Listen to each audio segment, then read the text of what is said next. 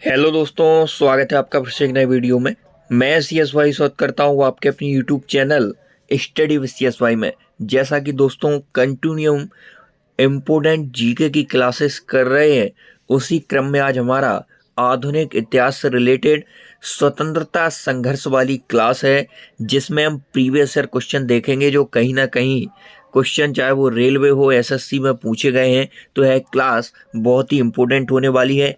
आप क्लास में अंत तक बने रहिए। चैनल पर पहली बार वेट कर रहे हैं तो चैनल को सब्सक्राइब करके जुड़ जाइए। और मेरी एक रिक्वेस्ट है सभी स्टूडेंट से जो इस वीडियो पर आ ही गए हैं, देखते ही हैं तो पूरा देखा करें, अन्यथा बिल्कुल वीडियो ओपन ही न करें। दोस्तों, आज की क्लास का हमारा पहला अति महत्वपूर्ण प्रश्न है जो कई एग्जाम में रिपीट हुआ है।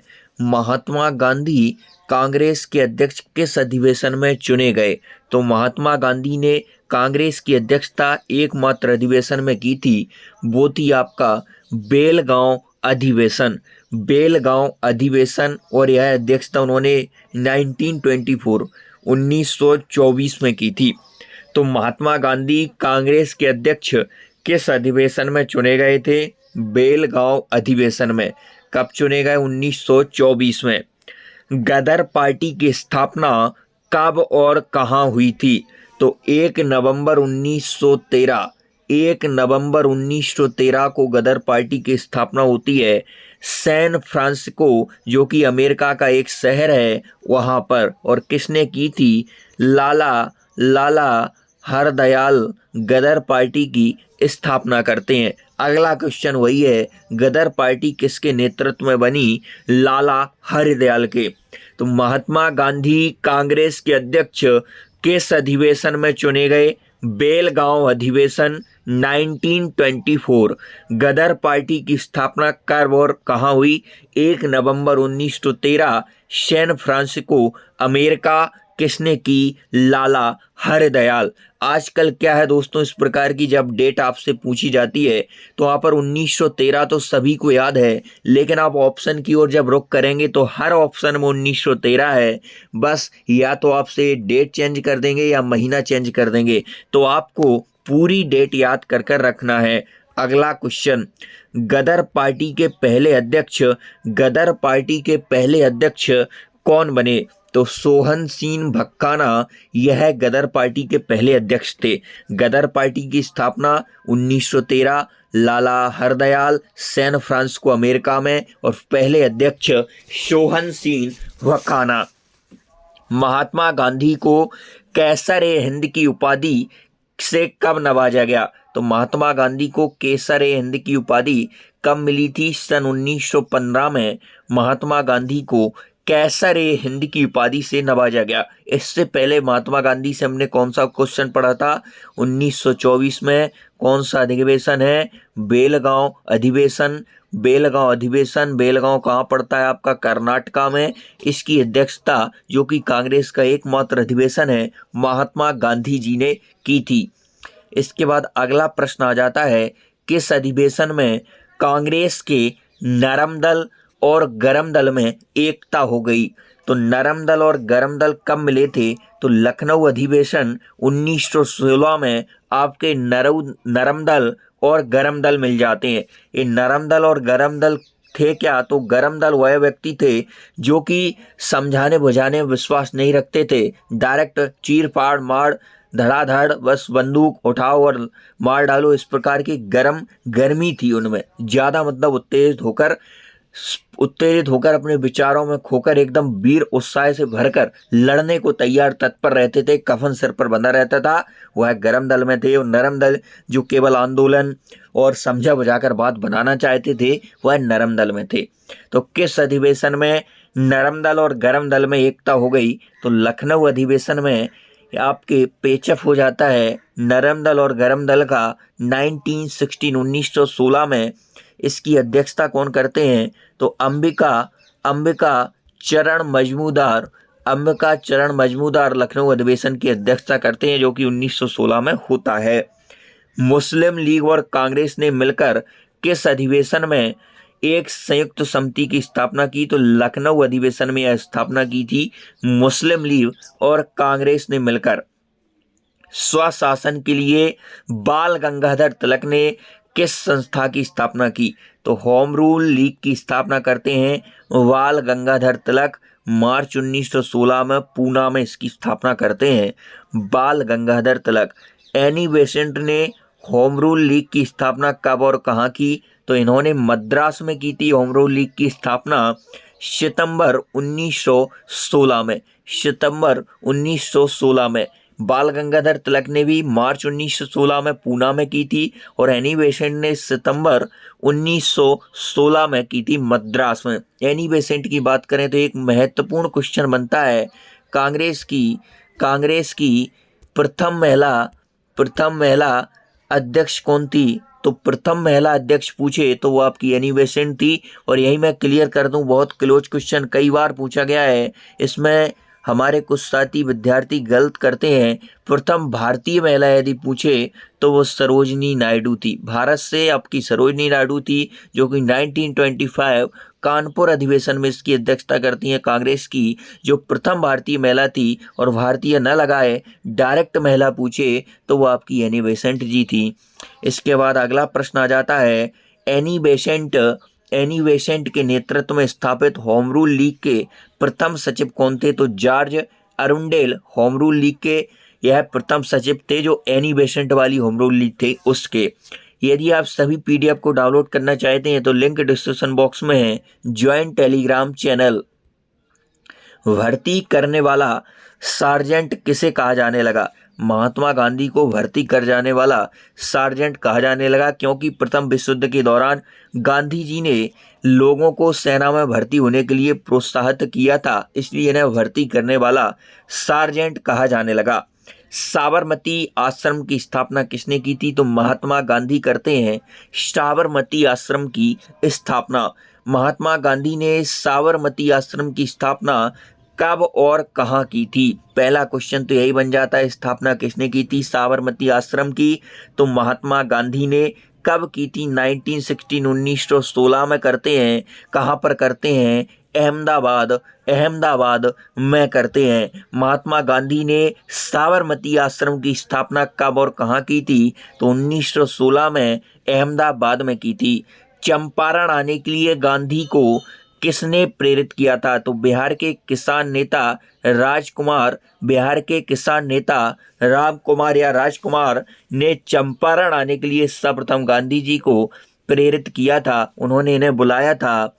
बिहार के जो किसान नेता थे, वो चंपारण आंदोलन की बात करें तो यह महात्मा गांधी का पहला आंदोलन था, जो कि बिहार से स्टार्ट होता है और 1917 में इसे यह प्रारंभ करते हैं। सत्याग्रह का सर्वप्रथम प्रयोग गांधी जी ने कहाँ किया था?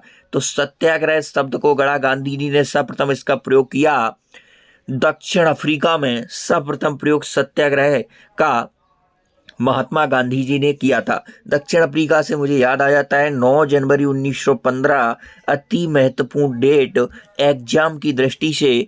Gandhi ji is back India में भारत में गांधी जी लौटते हैं 9 जनवरी 1915 को, इसीलिए 9 जनवरी को प्रवासी भारतीय दिवस मनाया जाता है। भारत में सत्याग्रह का सबसे पहले प्रयोग गांधी ने कहाँ किया? तो चंपारण बिहार में किया।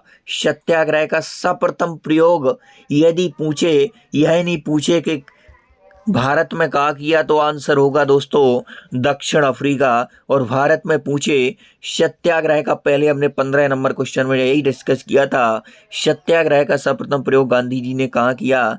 तो यह किया था दक्षिण अफ्रीका में। लेकिन हमारा यह 16 नंबर क्वेश्चन बोलता है कि भारत में कहाँ किया था? तो चंपारण बिहार में सर्वप्रथम यह आंदोलन स्टार्ट करते हैं 1917 में।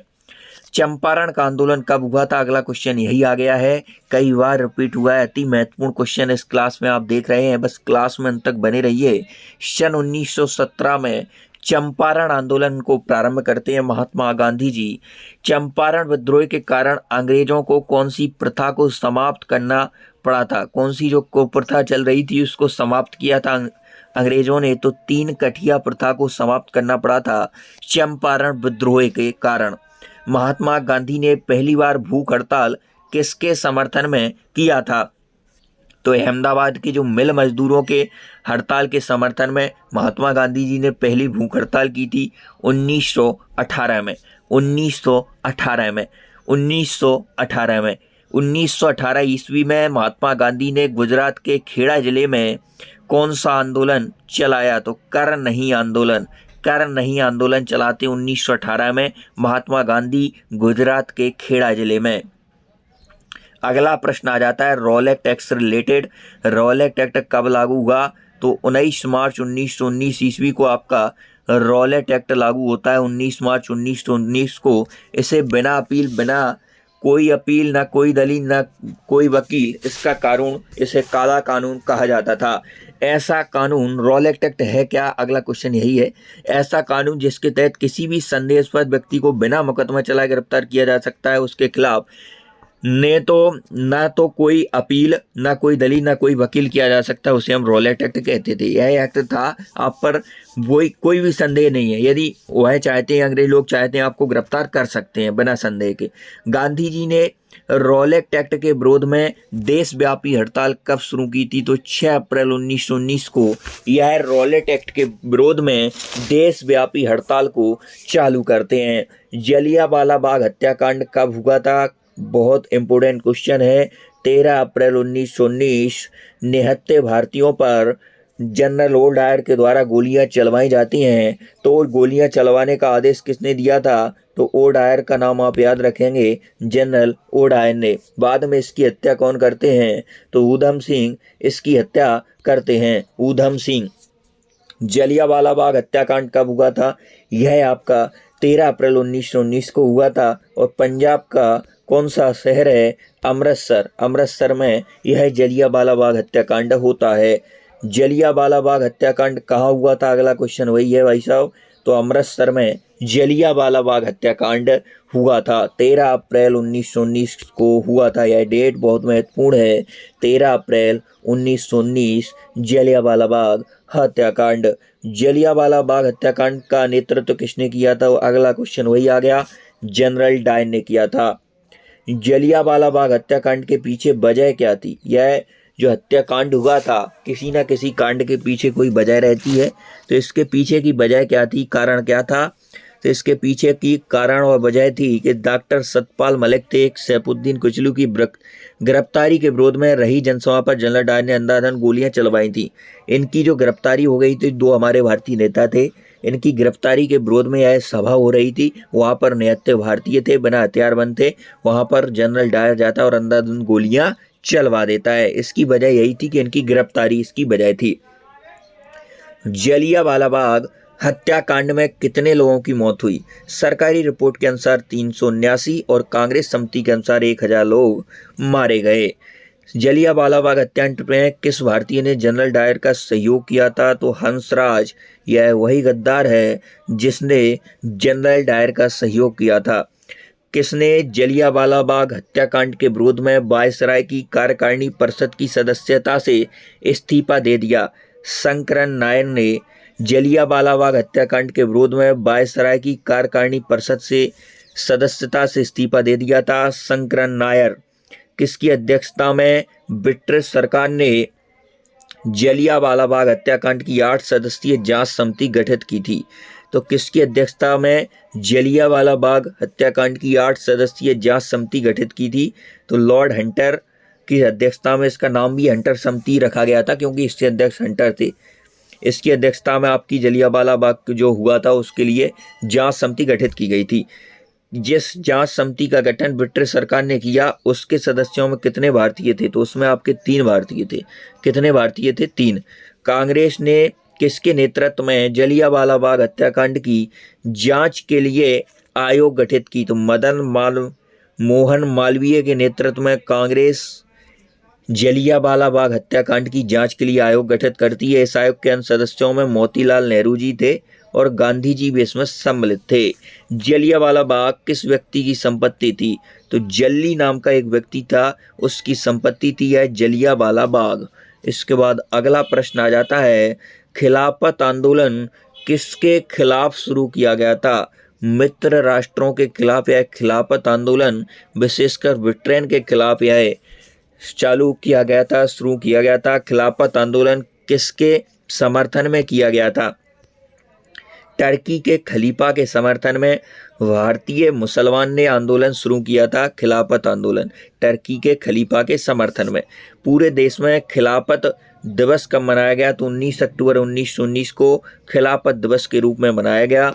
इसके बाद अगला प्रश्न आ जाता है, हिंदू और मुसलमानों की संयुक्त कॉन्फ्रेंस की अध्यक्षता महात्मा गांधी ने कब की? तो 23 नवंबर 1919 को महात्मा गांधी हिंदू और मुसलमानों की संयुक्त कॉन्फ्रेंस की अध्यक्षता करते हैं। असहयोग आंदोलन कब शुरू हुआ? असहयोग आंदोलन आपका 1 अगस्त 1920 से स्टार्ट होता है। महात्मा गांधी इसे स्टार्ट करते हैं। महात्मा गांधी इसे स्टार्ट करते हैं असहयोग आंदोलन को। इसके बाद अगला, रॉलेट एक्ट, जलियांवाला बाग कांड और खिलाफत आंदोलन के उत्तर में गांधी जी ने कौन सा आंदोलन शुरू किया था? असहयोग आंदोलन। कई बार क्वेश्चन पूछा गया है कि रॉलेट एक्ट के विरोध में गांधी जी कौन सा आंदोलन स्टार्ट करते हैं?